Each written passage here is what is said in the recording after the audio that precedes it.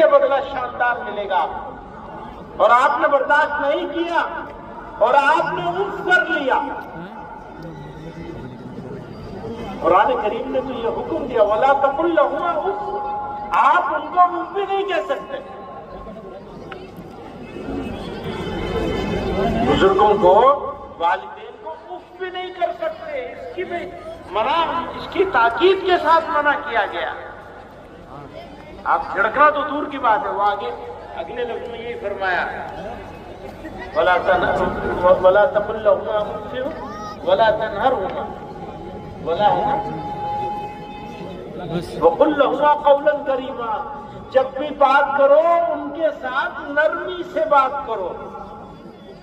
ان کی تلخی کے جواب میں، کڑوے پن کے جواب میں آپ کو میٹھا ہی بننا ہے، کیونکہ وہ آپ کی ماں ہے، کیونکہ وہ آپ کے باپ ہے.